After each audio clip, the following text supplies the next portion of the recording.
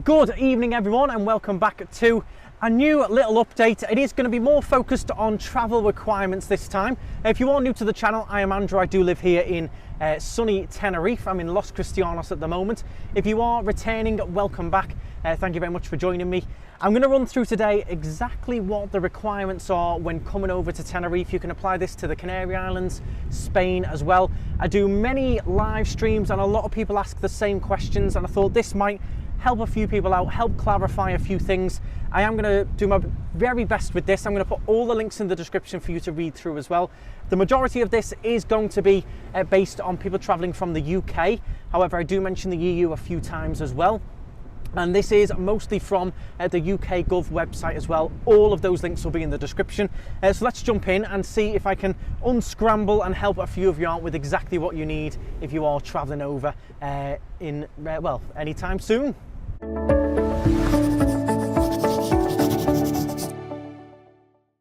So as we film this is the current requirements. It's currently the 22nd of April. Gorgeous evening, sunset going down behind us. Now, starting with some of the entry requirements. So if you're fully vaccinated, you can travel over no problem at all. Make sure your last vaccine is not older than 6 months. If you do, then you need the booster. If you've had all three, that is no problem at all. Just download your vaccine certificate. You can have it on your phone, your NHS certificate. I recommend printing it off as well. So if you are travelling over and you're fully vaccinated, whether it's EU or the UK, you're on the list of countries that can enter Spain. That is all you need to show. I'm getting a lot of questions asking, well, if I'm vaccinated, do I still need to fill in the health form? You don't. If you're fully vaccinated, all you're going to show at Tenerife Airport or Gran Canaria Airport, wherever it may be, is your vaccination certificate. Just quickly show them and that is it. Very easy. If you don't have full vaccination, you must fill in the health form. That's if you're from a country that is still allowed in, namely EU countries. If you're not fully vaccinated, you do still have to fill in the health form. You will also need to take a negative PCR test to enter as well. If you have had COVID and recovered in the last 6 months, you can use a recovery certificate as well. So if you're not fully vaccinated, but you're from the EU and you are allowed in, you need either a negative PCR test or the recovery certificate. It must be an official recovery certificate with your name, issuing country on, the date you tested negative, the date you tested positive, etc. It must all be a full official paper, and then you will need to fill in the form as well. Unvaccinated from the UK can only enter with a valid recovery certificate if they recovered in the last 6 months. So if you're from the UK, you're not fully vaccinated, but you have got that full recovery certificate and it's no older than 6 months old, you can enter with that. Unvaccinated between ages 12 and 18 must show a negative PCR test or, again, recovery certificate. Do make sure they are a proper recovery certificate if you are planning to come over with that. As it says here, recovery certificates must be official with your name, dates on and everything like that. You may also be subject to additional checks at the point of entry, including a temperature check, visual health assessment, and also possibly testing on arrival. Passengers may also be contacted and required to take a COVID-19 test within any time within 48 hours of their arrival in Spain. Very unlikely, but it is a possibility. Everyone, excluding children under the age of 12 years old, arriving into Spain who have visited a risk country in the past 14 days must again fill in the health form. So if you visited a country that is on their risk list, you must fill in the form. Again, the links will be in the description so you can see what the risk list is and see exactly if you need to fill it in or not if you have been to one of those countries. Travellers from the UK who can either show proof of being fully vaccinated or having recovered from COVID-19 in the last 6 months, or who are aged under 12 years old, do not need to complete the health form. That's the most important question I'm getting asked all the time.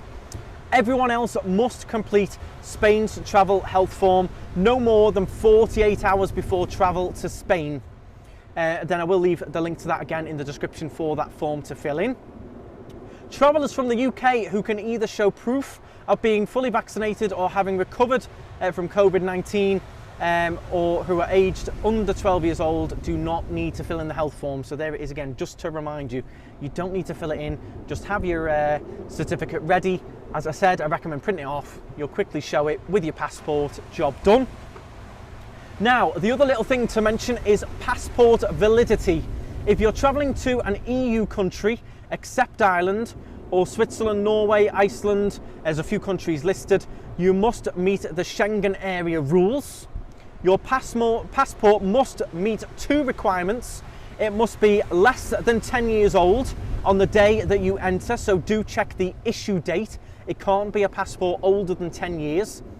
And it must be valid for at least 3 months after the day you plan to leave.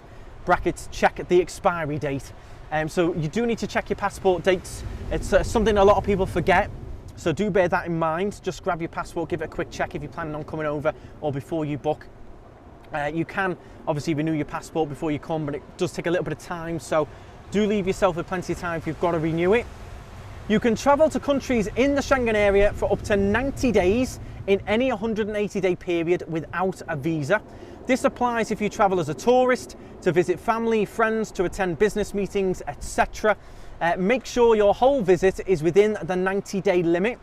Visits to the Schengen area countries within the previous 180 days before you travel count towards your 90 days. So do be careful of the 90-day rule within that 180-day period. Do be careful of that.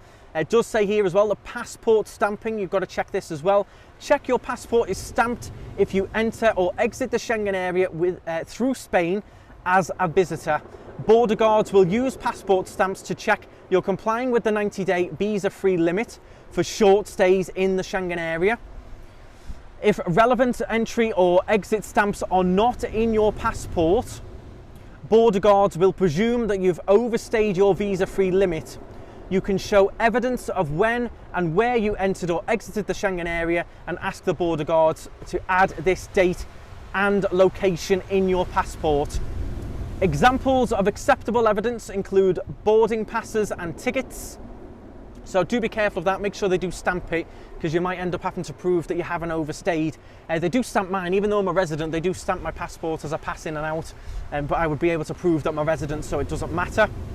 At Spanish border control, you may need to show a return onward ticket, show you have enough money for your stay. I'm going to come on to that one in a moment. Again, a lot of people don't know about this one.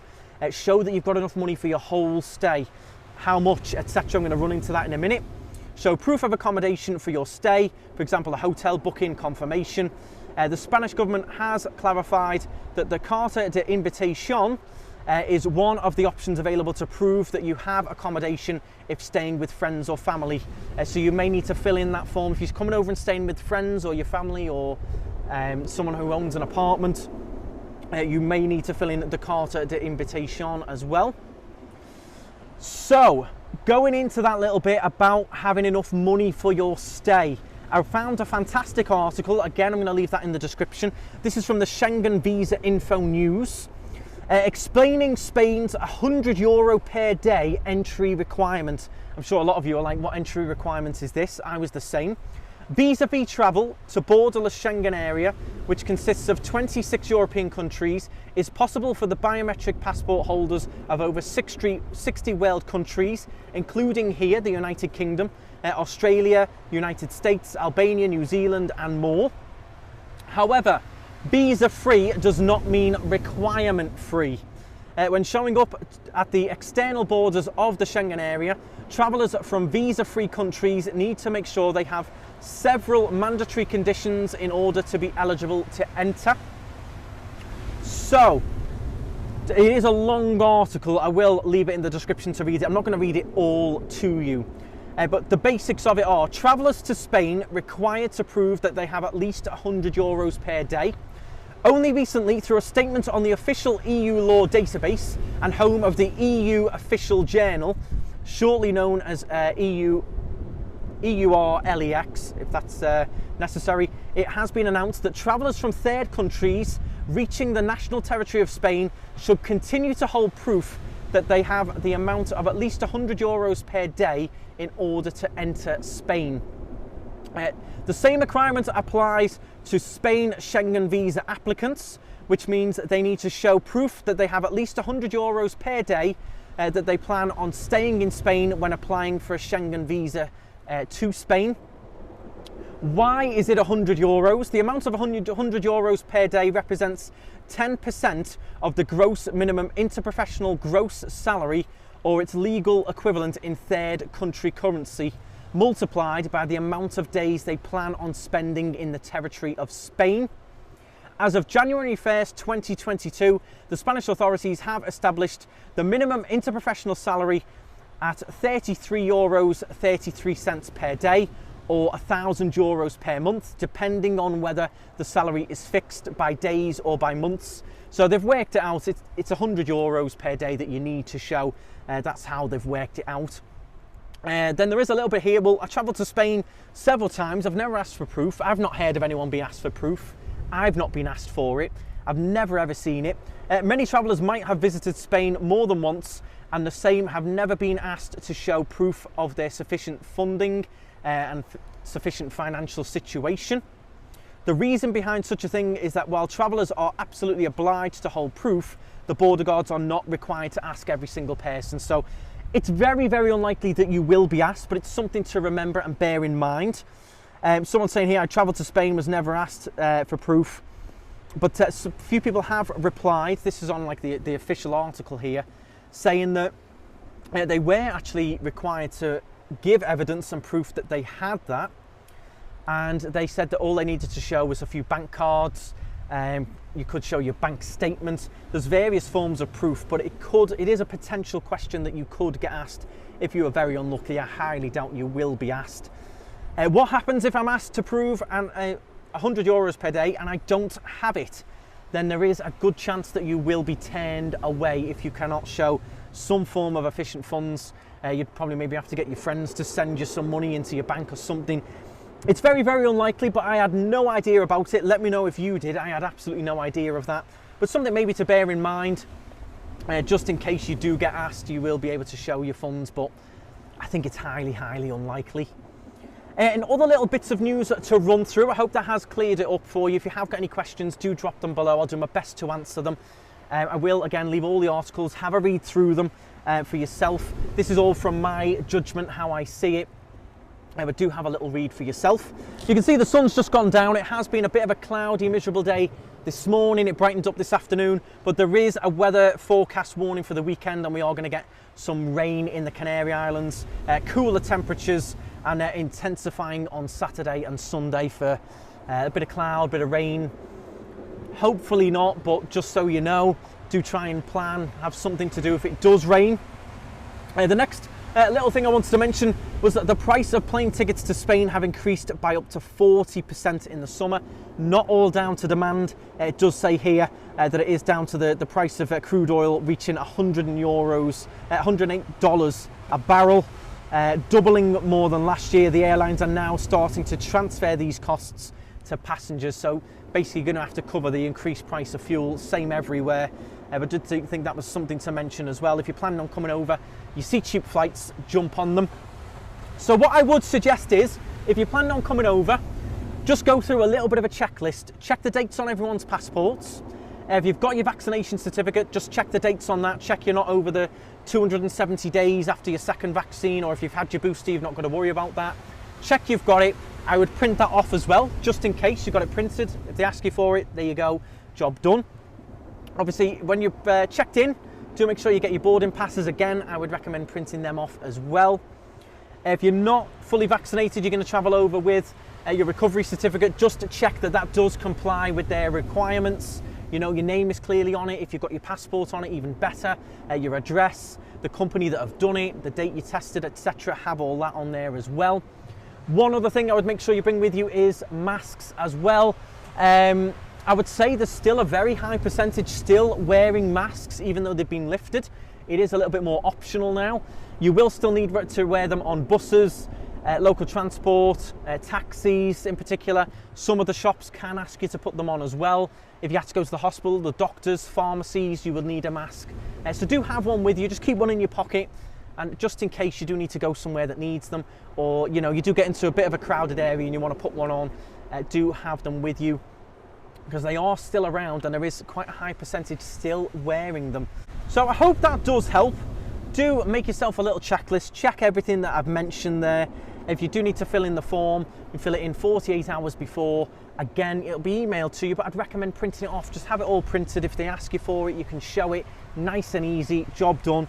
But the main thing I think you need to check is dates. If you make sure you're within all these dates for your passport, dates for your vaccine, dates for your recovery certificate, make sure it's not older than 6 months. A lot of people are coming in and they're saying, you know, that it's a very quick check, but you never know, you may be checked in depth. It just depends when you land. In terms of how busy the airport is, it's a big gamble. No one knows. Sometimes it comes through quite quick. You'll land and there's not much of a wait and you can be through in 20 minutes. Some people are landing at certain times and they're waiting up to an hour and a half to get through. It seems to be a bit luck of the draw. Depends if you land at the end of, you know, 4 flights that have landed in front of you, you're going to wait a little bit longer.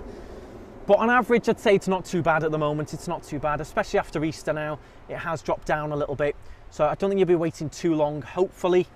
In terms of going back the other way, a lot of airlines are recommending you get there 2.5 hours before. Give yourself an extra little half an hour to go through, check in your bags, etc. Over the other side, it can be very, very busy. If you're traveling to the UK, I would recommend going straight down to the new section of the terminal, the new section of departures, going through the little passport check, the passport stamp, and waiting in that area is a little bit quieter. You've got more seating, you've got vending machines, etc. That would be my recommendation. A few people have done that. It does work. The only slight problem is if you get put in a gate right down the other end. That is the only slight issue, but it can be very busy. I've seen pictures on the Facebook groups of, you know, the queues for food, etc. are massive. There's no guarantee that you're going to be able to go through, have your leisurely Burger King, etc. It can be get through, get straight on the plane with the queues. So another thing to bear in mind, if you've got children, maybe have, you know, a few sandwiches with you or something. There's no guarantees of getting food in the airport. Again, no guarantees of getting food on the planes as well. We've seen quite a few issues. I've heard from quite a few people as well. They've been on flights with Ryanair and a few others where they've not managed to restock anything. They did announce at the gate, we've got no food or drinks on board. Go and buy some if you want some now.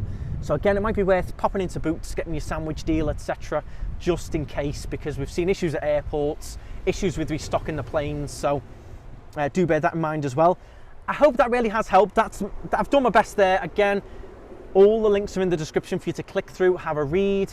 The official Spanish government website's on there as well. You can check all the requirements on there. But I've done my best to try and simplify it for you. If you have enjoyed the video, please do give it a thumbs up. Drop your comments below as well. If I missed any particular tips or anything in particular, drop them below. Let me know your thoughts. And did you know about the €100 minimum that you very unlikely would have to prove? I had no idea about that until I read that article. And that's going to be it from me. Make sure you do subscribe if you are new. We've got loads of news updates, loads of live streams, excursions, restaurants, all kinds on the channel. We're up to 38,000 subscribers now, so absolutely fantastic. Thank you all so much for tuning in and supporting the channel. That is it from me. Thank you very much. Stride on.